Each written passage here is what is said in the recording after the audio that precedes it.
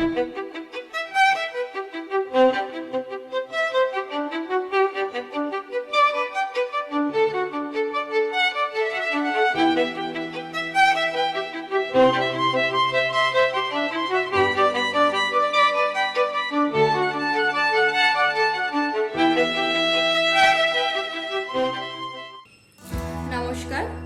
ইন্দুর হেসেলে আপনাদের সবাইকে স্বাগত। আজ ইন্দুর হেসেলে রান্না হচ্ছে কুমড়োর ডাঁটা শাকের চচ্চড়ি। তার জন্য আমি এখানে নিয়ে নিয়েছি কুমড়ো, আলু, পেঁপে সব সবজিগুলোকে কেটে নিয়েছি। এই যে কুমড়োর ডাঁটাগুলোকেও কেটে নিয়েছি সুন্দর করে। আর এখানে নিয়ে নিয়েছি কুমড়োর শাকগুলোকে কুচি কুচি করে কেটে নিয়েছি। আর নিয়েছি কাঁঠালের দানা, যেটা তরকারির স্বাদকে দ্বিগুণ করে। দিয়ে দিচ্ছি তেল। তেলটা গরম হয়ে গেলে এখানে কয়েকটা বিউলির ডালের বড়ি আছে, সেই বড়িগুলো আমি ভেজে নেব। আর এই ডাঁটা শাকের চচ্চড়িটা আমি আমার দিদার কাছ থেকে শিখেছি। আমার দিদা যেরকম ভাবে চচ্চড়িটা করে সেই রকম ভাবেই আমি করে দেখানোর চেষ্টা করছি।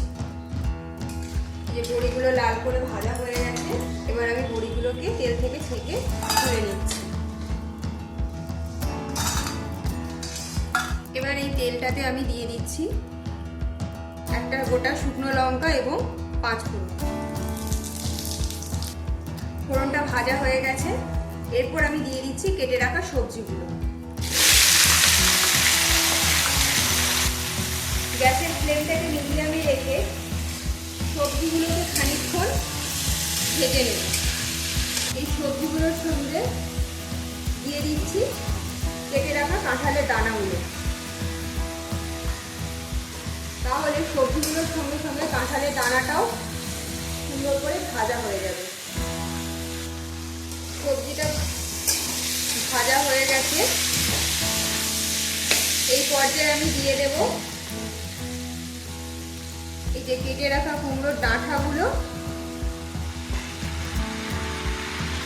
আর কুচি করে রাখা কুমড়োর পাতাগুলো।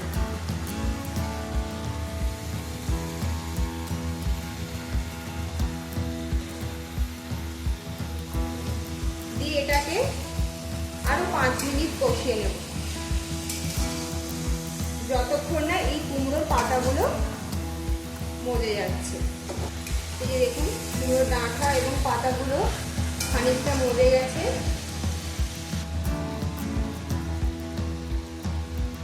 পরিমাণ মতো হলুদ গুঁড়ো, ঝালের জন্য সামান্য লঙ্কা গুঁড়ো,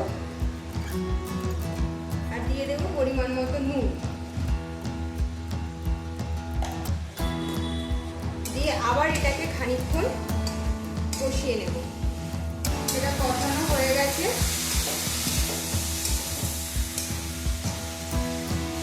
দেখুন শাকগুলো একদম সুন্দরভাবে মজে গেছে এবং জলও ছেড়ে দিয়েছে। এই পর্যায়ে আমি দিয়ে দেব বেটে রাখা সর্ষে, পোস্ত এবং কাঁচা লঙ্কা। দিয়ে দিলাম বাটি ধোয়া জলটাও। দিয়ে এটাকে আবারও 5 মিনিট ভালো করে নেড়ে নেব। এই সময় গ্যাসটাকে আমি মিডিয়াম ফ্লেমে রেখেছি। এটা 5 মিনিট কষানো হয়ে গেছে। এরপর এখানে আমি দিয়ে দিচ্ছি পরিমাণ মতো জল, সবজিগুলো ভালো করে সেদ্ধ হওয়ার জন্য। তবে জলের পরিমাণটা খুবই বুঝে দিতে হবে, কারণ বেশি হয়ে গেলে আবার সবজিগুলো একদম ঘেঁটে যাবে। এরপর আমি এটাকে ঢাকা দিয়ে 5 থেকে 7 মিনিট মতো ফুটিয়ে নেব। তরকারিটা ঢাকা খুলেছি, এবারে দেখবো সবজিগুলো প্রায় সেদ্ধ হয়ে এসেছে। আর এই পর্যায়ে আমি এখানে দিয়ে দেব ওই ভেজে রাখা বড়িগুলো, আর দিয়ে দেব স্বাদ মতো চিনি।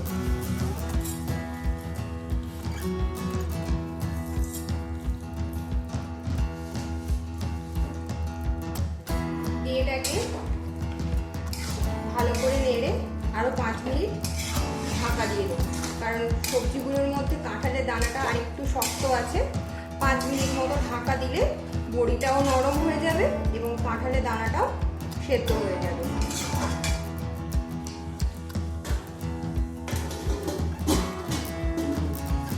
পাঁচ মিনিট হয়ে গেছে, এবার আমাদের ঢাকা খোলার পালা। বড়িটাও নরম হয়ে গেছে এবং দেখি কাঁঠালের দানাটাও সুন্দর সেদ্ধ হয়ে গেছে।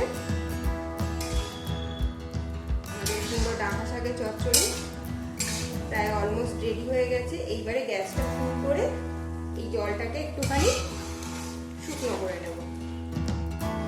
এই সময়তে দিয়ে দিচ্ছি ছেঁড়া কাঁচা লঙ্কা।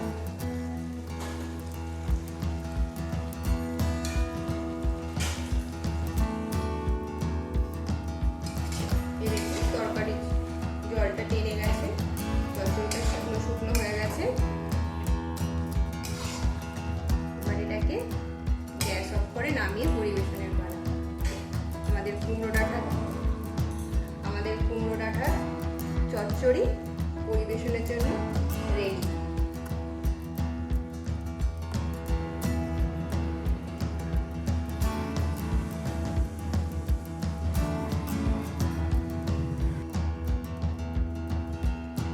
এই যে আমাদের কুমড়ো ডাঁটা শাকের চচ্চড়ি তৈরি।